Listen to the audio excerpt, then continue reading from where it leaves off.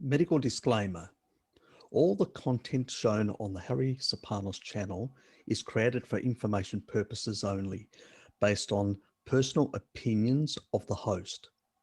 The channel contains health and medical related material or discussions based on the best research science that I'm aware of and my personal interpretation and understanding of the past or current research literature, and should not be viewed as medical advice.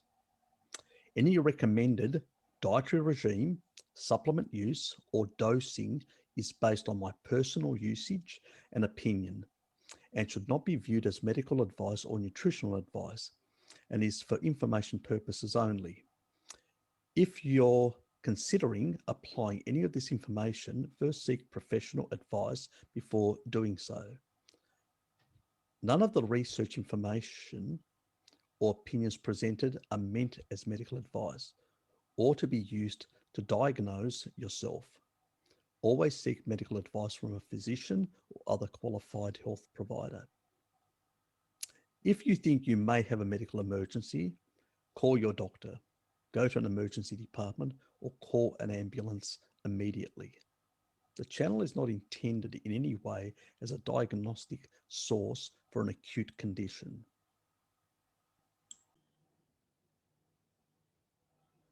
G'day guys, this is just a little quick video on Fisetin.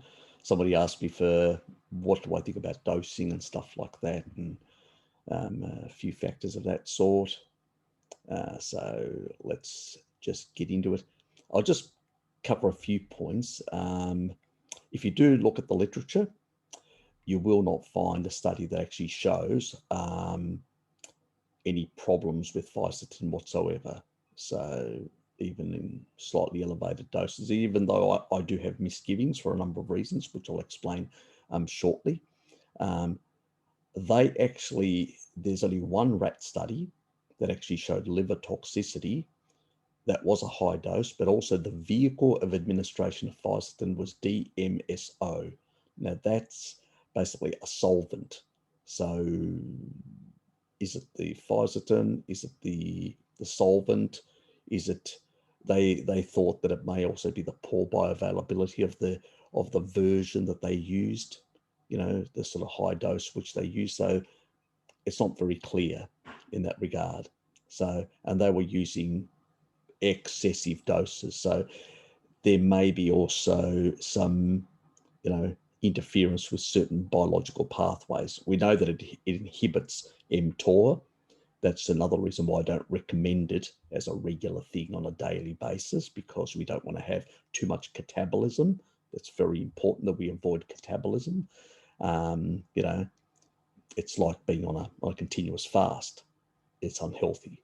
It's the same thing with this. We want to basically knock out a number of senolytic cells or senescent cells with these senolytics, and then basically allow the body to rebuild and utilize all the freed amino acids in the bloodstream to build new healthy tissue. Anyway, now I'll just quickly cover that point. Now, one other point that I did want to cover: in order to increase bioavailability, which means that we wanted to get into the bloodstream, we wanted to basically go and target senescent cells. So we don't want it circulating in the bloodstream doing nothing. It's like having minoquinone 7 circulating for too long. Not a good thing. We want it to go do the job, force apoptosis of senescent cells, and then be cleared out, so to speak. It does its job, it's done, move on, sort of thing. We don't want long resident time and actually going through the liver and stuff like that, detox, whatever, so we don't want that. That's why high bioavailability. So what enhances bioavailability? I've said it before, it's fat. If you're low fat, you're going to have poor bioavailability. You could have potentially, putting a bit more stress on the liver. Obviously, we're talking about low doses, though we're talking about high doses. But as I said, I like to play in the safe zone, and that's how I played. If you want to play differently, that's your problem and all that. Now the highest end of the low zones is 112 milligrams per kilogram of body weight per kilogram. So you'd actually, as an example, somebody who is 70, just change that.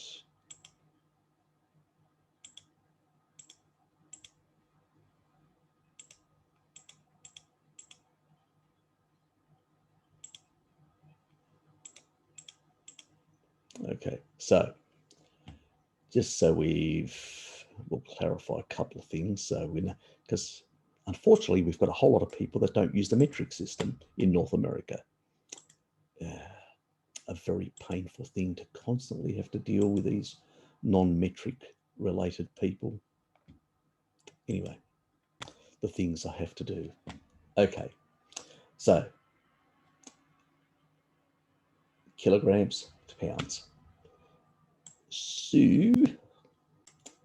that means I am timing that with 12.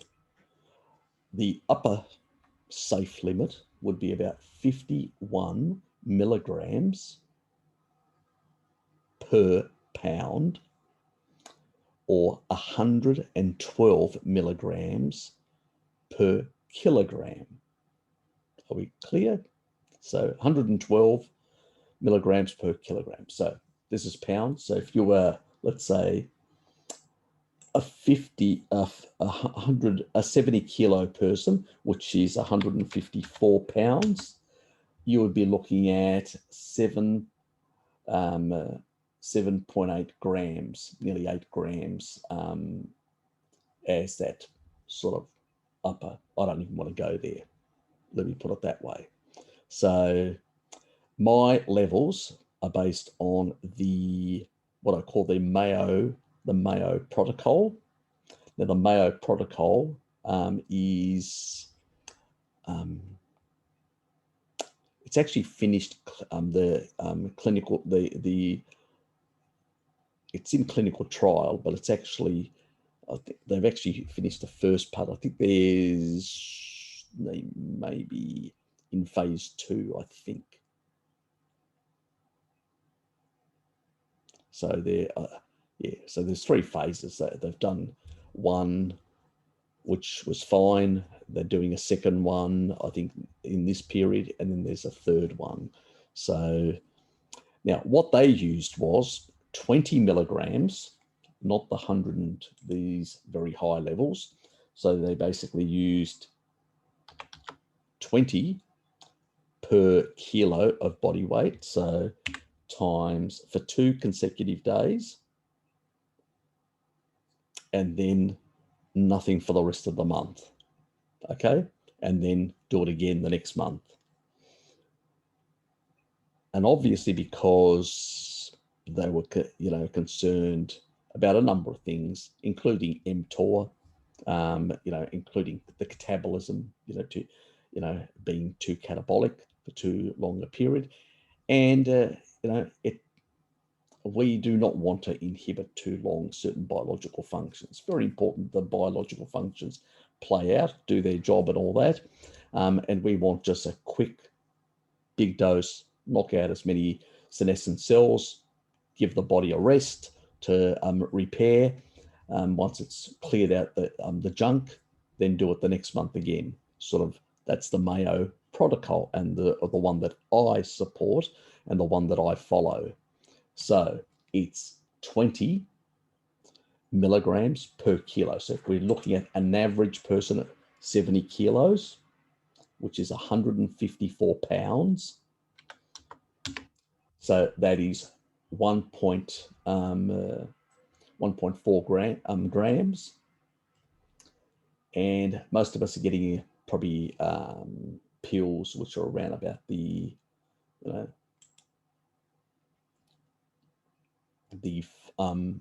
400 or 500, let's say the 500. So you're looking at about nearly 3 pills per day for a person with that weight, and then basically 3 pills the next day, and then nothing for the rest of the month.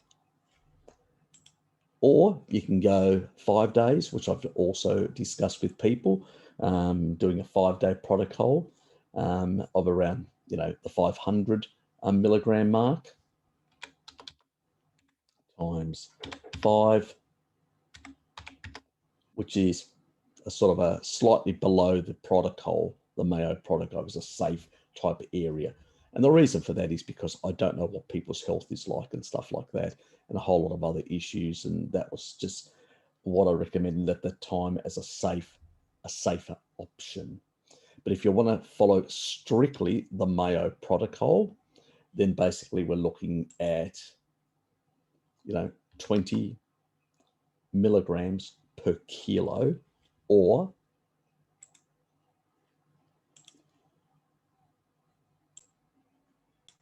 so let's work out the pounds here. 45, 3, 5, 9, 2 times 20. So I'll switch them over. For those doing the 1 kilogram or the 1 pound, that's your dosage basically in terms of milligrams, mg. Okay, the mg. So let me just open up a notepad. So it's that. And for use non-metric people, 9.0, let's say 9.1 milligrams per kilogram. Oh, sorry, per pound. So that's what we're looking at, basically. So if you're measuring your weight in pounds, 9.1 milligrams. If you're measuring your weight in kilograms, you're on the metric, you're a normal person, not like the North Americans, then you basically are measuring using the metric system. So this is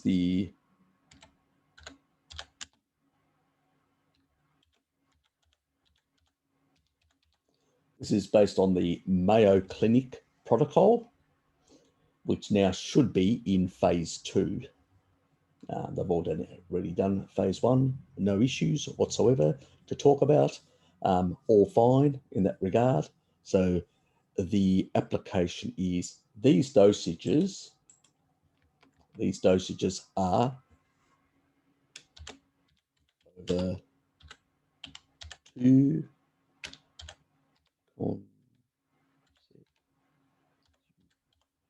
consecutive, spelled that right.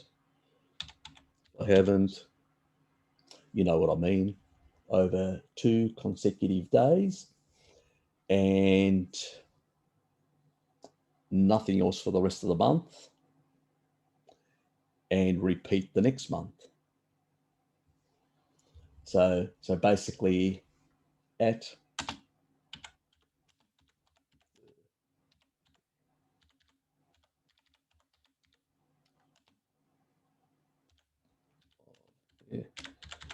every month, if you want to follow that protocol. If on the other hand you want to follow what I usually follow, I do a 3 month off, 3 month on, 3 month off, 3 month on. That's what I do. If you want to do it every month, and if people have got a lot of damage, a lot of senescent cells, a lot of issues, then basically doing it every month. Now, can I actually increase that in size? Zoom in, zoom in.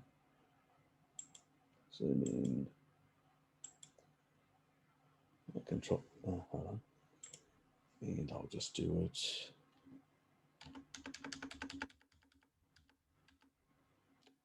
Okay, so there we have it. So it's quite clear for everyone what it is. So that's the sort of approach you can have, and with the Mayo Clinic, and also use fat with it. Always use fat. So I use cream. So I sort of mix it in with cream and consume it that way. So I'm guaranteed that I will actually get the highest bioavailability, because the liver-related issues with that study was much higher doses, way above 112 milligrams per kilo. So that was basically like, we're talking about, so 112 divided by 20, we're talking about nearly six-fold. That's that is the upper limit of what they consider the safe zone per kilogram, and obviously whatever, which is something like about 2.5 per pound, and that's, in what they consider the sort of the safe zone, in a sense, or that's 2.5-fold per pound, whatever you want to call it. But pretty much that's, we want to, I shouldn't have even done that conversion, that's silly. Ignore that. But basically it's just what it is, how many fold it is, 5.6-fold or nearly six-fold. And it was due to poor bioavailability, and they were using mega doses. They were also using some solvent. So I got no idea what may have caused those issues to those rats. It may have been the solvent. It may have been the combination of the high dose.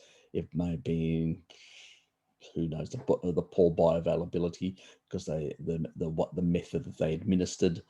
So it's unclear exactly. But anyway, even if we can tolerate a hell of a lot more, it does inhibit mTOR, and we don't want to over inhibit mTOR. And we know that these levels are safe levels, and I'd prefer people sticking to safe levels and not to levels where we've got no experimental evidence. So play it safe, please. Now, just a quick reminder, this is a study, I may have shown this before, in terms of Fisetin, that extends health and lifespan, and we definitely want lifespan. And when we look at other senolytics in that regard, so in terms of relative cell numbers, so how many cells do we knock off? All these compounds have some senolytic effects. Okay, so that's total cells, and that's how many senescent cells. So if you use resveratrol, you'll have a small reduction, very small reduction. If you use lutein, you'll have a bit more of a reduction. Rutin will actually increase senescent cells. If you drink that green coffee tea with EGCG, you'll actually increase your senescent cells as well. Not very good as a senolytic. They say that it actually has some benefits with cancer, but I doubt it. It's probably more of a hormetic effect.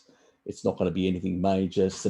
We need to reduce senescent cells if we're going to combat cancer, not increase them. So give the green tea a miss, basically. Curcumin, biggest problem with that, yes, it does have an effect, but doesn't have the same effect as Fisetin. And on top of that, curcumin in high doses will give you an iron deficiency, and we don't want that either. So piperinidone, not much of an effect in there. Epigen, not much of a bit reduction, but not much. Miracentin has a It have a senolytic effect, but not much. Catechin actually makes it worse. Quercetin is about the same, no difference. So I know people have heard that quercetin is a senolytic. It does have some senolytic effects, but they are so extremely minor that pretty much it's next to useless. It's better I use it, as I've said, as an ionophore to bring in zinc into the cells to combat things like viruses that like to replicate in cells. So especially respiratory ones, and we know the one we're talking about.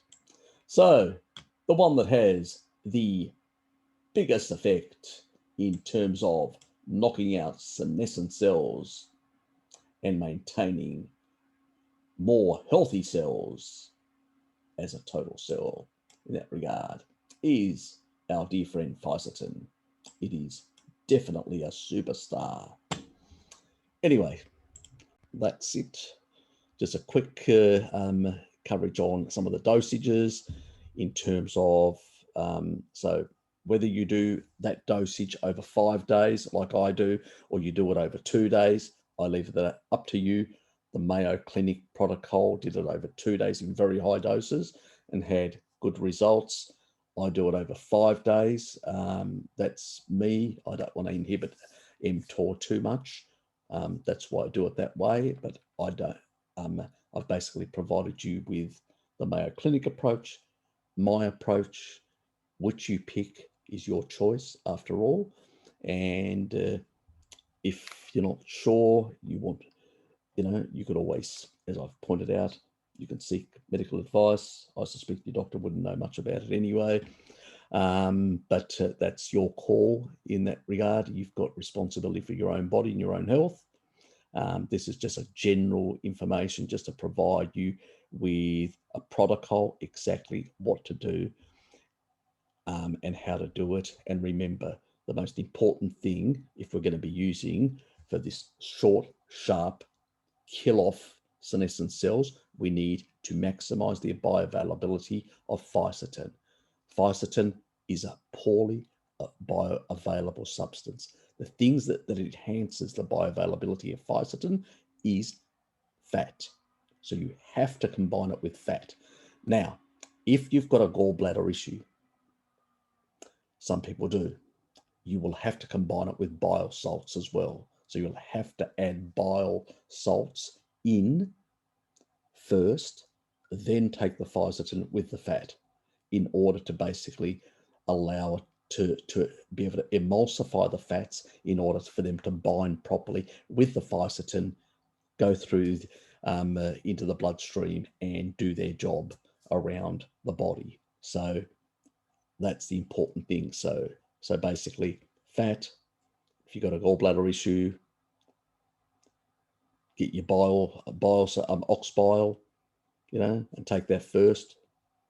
So you basically could then emulsify those fats and then utilize them to bind and provide a more higher bioavailable delivery system into your body to do the job. Anyway, hope you enjoyed that. See yous.